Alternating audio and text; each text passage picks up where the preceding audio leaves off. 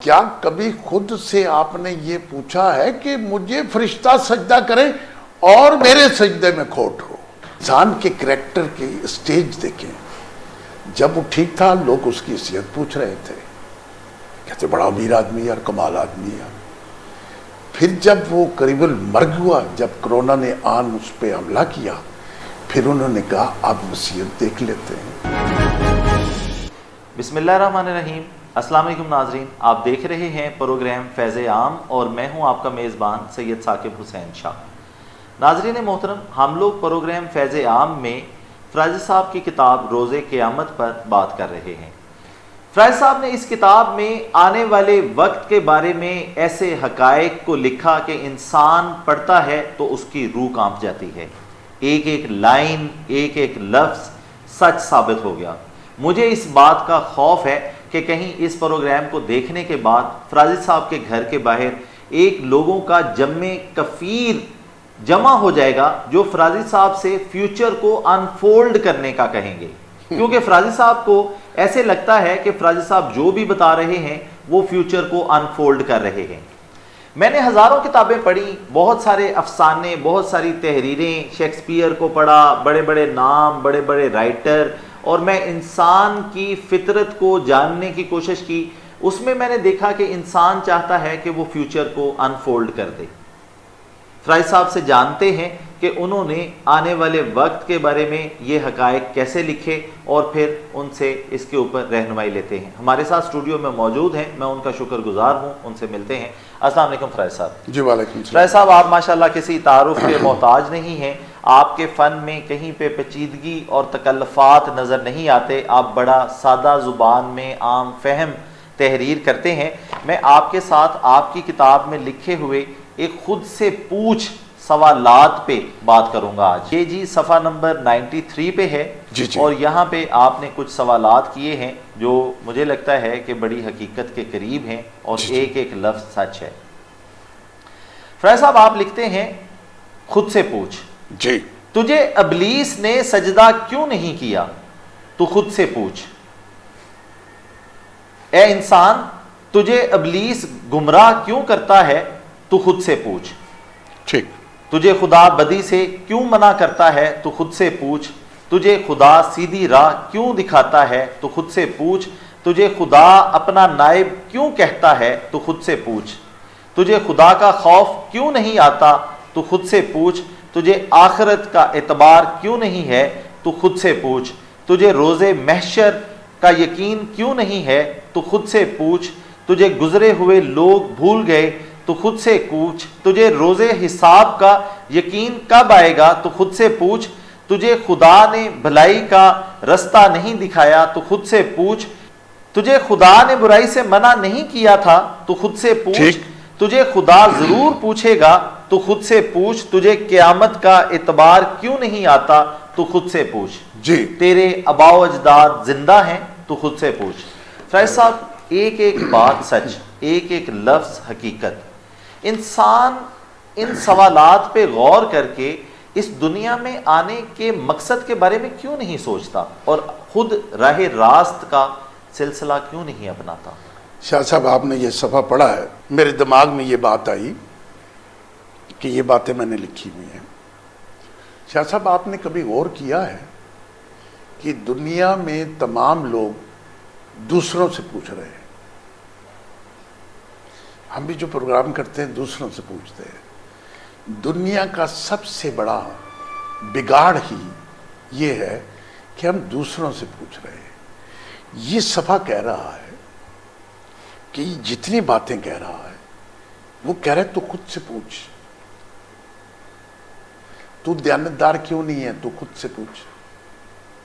तुझे इब्लीस ने सजदा क्यों नहीं किया? तू खुद से पूछ। ठीक है ना जी? तुझे खुदा बदी से मना क्यों करता है? तू खुद से पूछ। इन सारी बातों में इंसान का ज़मीर या इंसान की रूह या इंसान की ज़िंदगी ये कह रही है खुद से पूछ। इस दुनिया में जो लोग अल्लाह के बरगज़ीदा हुए, जिन लोगों ने अल्लाह के यहाँ आला मकाम पाया, शाह साहब انہوں نے خود سے پوچھا، اللہ اکبر، انہوں نے خود سے پوچھا، جیسے میری نیت یہ جا رہی ہے کہ میں فلاں چیز چوری کر لوں یا فلاں جگہ ڈاکہ مار لوں یا فلاں گناہ کر لوں، تو اگر میں خود سے پوچھنا چاہوں گا تو پھر جو میرا ضمیر اندر سے مجھے کہے گا وہ ہوگا 93 نمبر صفحہ. جی ٹھیک نہیں شاہ جی؟ وہ ہوگا 93 نمبر صفحہ اگر اندر سے آواز آئی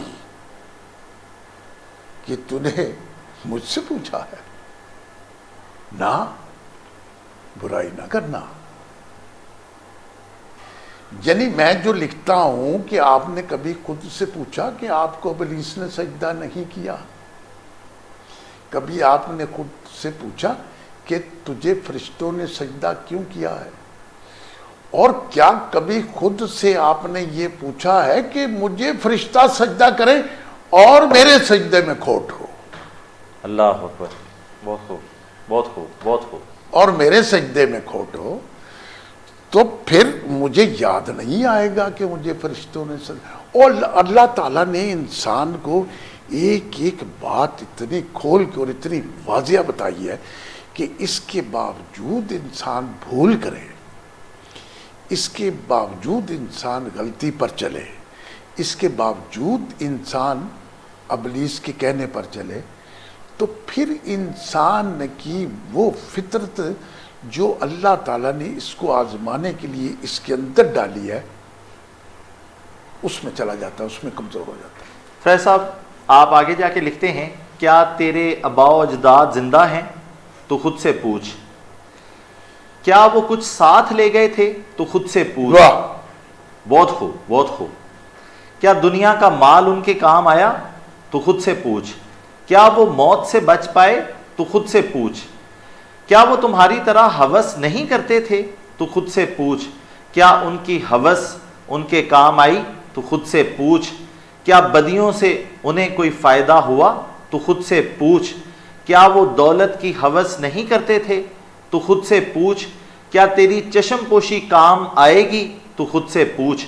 کیا ان کی چھوڑی ہوئی دولت نے ان کی بخشش میں مدد دی؟ تو خود سے پوچھ. بہت خوب، بہت خوب. آخری لائن جو لکھی ہوئی ہے، کیا ان کی چھوڑی ہوئی دولت ان کی بخشش میں کام آئے گی؟ اللہ اکبر، اللہ اکبر. نہیں آئے گی. آپ کے پاس اگر 1 کروڑ روپیہ ہے، آپ اس کو اللہ کی راہ میں اپنی زندگی میں خرچ کر دیں، جب آپ کے 10واں دن آ جائے کرونا میں تو پھر آپ اس دولت کو تقسیم کریں. دنیا کی ہوس کا تو کوئی عالم ہی نہیں ہے. جب آدمی 10ویں دن یا 12ویں دن یا 14ویں دن کی سٹیج پر پہنچتا ہے تو اولاد کہتی ہے کہ وصیت لکھا لیں، وصیت لکھا لیں. اور جب آدمی صحت مند ہوتا ہے تو لوگ کہتے ہیں اس کی یہ صحت دیکھ لو، پھر بچے کہتے ہیں اس کی وصیت دیکھ لو، اس کی وصیت لکھوا لو. انسان کے کریکٹر کی سٹیج دیکھیں. جب وہ ٹھیک تھا لوگ اس کی صحت پوچھ رہے تھے، کہتے بڑا امیر آدمی ہے، کمال آدمی ہے. پھر جب وہ قریب المرگ ہوا، جب کرونا نے آن اس پہ حملہ کیا، پھر انہوں نے کہا آپ وصیت دیکھ لیتے ہیں، لکھوا لیتے ہیں.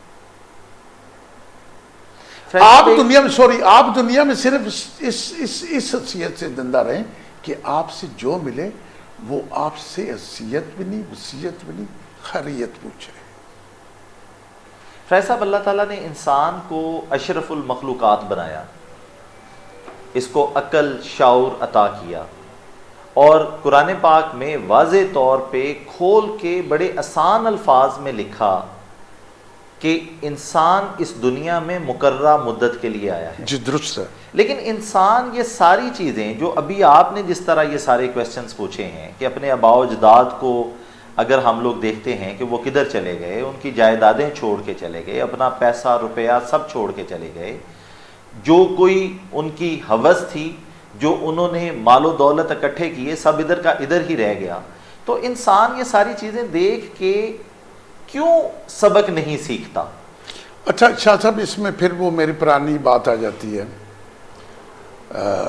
جس کا اکثر لوگ کہتے تھے یہ آپ کیا دماغی خلیوں کی بات کرتے ہو. جی. آپ اکثر یہ کہتے تھے تو میں سوال جواب دیتا تھا. لیکن اب اس کتاب کو پڑھنے کے بعد اب یہ لوگ نہیں کہا کریں گے کہ آپ دماغی خلیوں کی بات کرتے ہیں. یہ بھی دماغی خلیے کا صفحہ ہے. جی. یہ بھی دماغی خلیے کا صفحہ ہے. یہ کتاب ہی دماغی خلیے کی ہے. یہ کتاب ہی سارے سوال کر رہی ہے. یہ کتاب دیکھ رہی جی، اللہ تعالیٰ نے آسمان سے قرآن بھیجا ہے. اس کی آپ ایک ایک آیت، ایک ایک لفظ کو اگر آپ دنیا میں کروڑوں روپیہ نہ جمع کریں، 23,913 لفظ ہیں قرآن کے اندر. اللہ اکبر. 23,913 913 ایک ایک لفظ کو آپ اپنے دل میں اتارتے جائیں، عمل کرتے جائیں، خود سے پوچھتے جائیں، تو پھر جنت کا دروازہ آپ کھولنا نہیں پڑے گا، کھلا ہوگا. اللہ اکبر. تو انشاءاللہ میرے جیسے ناقص آدمی بھی ایسی ہی باتیں کر رہا ہے جو اللہ بھی کہہ رہا ہے خود سے پوچھ لے. اور اللہ قرآن شریف میں ایک جگہ کہتا ہے کہ جب تم پر عذاب آتا ہے تو تم مجھے یاد کرتے ہو.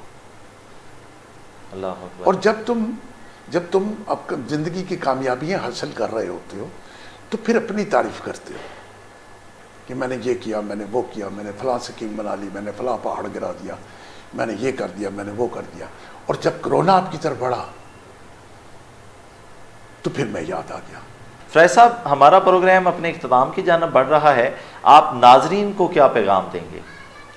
جی میں اسی صفحے سے ناظرین کو پیغام دیتا ہوں.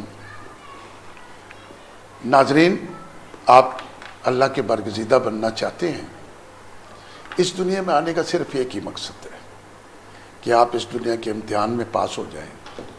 اور امتحان میں آپ پاس کیسے ہوں گے کہ یہ آپ خود سے پوچھیں گے کہ ابلیس نے آپ کو سجدہ کیوں نہیں کیا، فرشتوں نے آپ کو سجدہ کیوں کیا ہے، تجھے خدا نے بدی سے منع کیوں کیا ہے، تجھے خدا نے اپنا نائب کیوں کہا ہے. یہ سارے سوال جو پہلے شاہ صاحب نے آپ کے سامنے رکھے، یہ اگر آپ خود اپنے آپ سے پوچھتے رہیں گے تو پھر آپ سے کوئی دوسرا پوچھنے والا نہیں ہوگا. آپ نے خود سے پوچھ لیا، آپ نے خود سے کہہ دیا کہ وہ جو بندہ تلوار لے کے گردن اتارنے آیا ہے اس نیک آدمی کی جو سب سے نیک ہے، تو آپ سب نے کہہ دیا ہم تو گناہگار ہیں. اور جب برا وقت آیا، جب موت آئی، جب موت آپ کے قریب آئی، جب وائرس آپ کے قریب آیا، جب یہ روز حساب کا وقت قریب آیا، جب روز قیامت کا وقت قریب آیا، تو آپ نے کہا ہم تو پیٹ پالنے کے لیے دعائیں دیتے تھے. اور اس میں ایک جگہ شاہ صاحب وہ جگہ چھوڑ گئے، وہ جو لوگوں کے لیے دعائیں کرتے تھے کہ اللہ تعالیٰ ہمیں بخش دے، ان لوگوں کو بخش دے، وہ اس نظریے سے دعائیں کرتے تھے کہ ہم بڑے اللہ کے برگزیدہ ہیں. اور جب یہ اجتماعی عذاب آیا تو انہوں نے کہا اے اللہ میں تو ان کے لیے ویسے ہی دعائیں کرتا تھا، اے اللہ مجھے بخش دے، میں تو بس ویسے ہی کہہ رہا تھا، اب میں اپنی بخشش کے لیے حاضر ہوں. اور اللہ سے آپ ایک فکرہ ہی، ایک رحم اور معافی کے طلبگار رہیں. آپ جب بھی اللہ کے حضور دل میں جائیں، نماز میں جائیں، سوتے ہوئے جائیں، جاگتے ہوئے جائیں، اس سے یہ کہیں کہ اللہ ہمیں معاف کر دے، اے اللہ ہمیں معاف کر دے. اور کرونا سے بھی آپ نے معافی مانگنی. جی شاہ فیض صاحب، میں آپ کا شکر گزار ہوں، آپ اپنے قیمتی وقت سے ہمارے لیے وقت نکالتے ہیں. ہمارے پروگرام کا وقت ختم ہوا چاہتا ہے. ناظرین محترم، روزے قیامت ایسی کتاب جس میں فیوچر کو انفولڈ کیا گیا، آپ کے سامنے فیوچر کی حقیقتیں بیان کی گئیں، آپ کو بہت ساری نصیحتیں دی گئیں. فیض صاحب کی ایک شاہکار کتاب ہے، میرے ہاتھ میں اس کا نسخہ موجود ہے. اس کتاب کو حاصل کرنے کے لیے سکرین پہ ہمارا نمبر دیا گیا ہے، آپ اس نمبر پر رابطہ کر سکتے ہیں۔ ڈیفرنٹ بک سٹورز پہ یہ کتاب اویلیبل ہے، لائبریریز میں اویلیبل ہے۔ میری آپ سے ریکویسٹ ہے آپ اس کتاب کو ضرور پڑھیے۔ اپنے میزبان کو اجازت دیجیے، اللہ نگہبان۔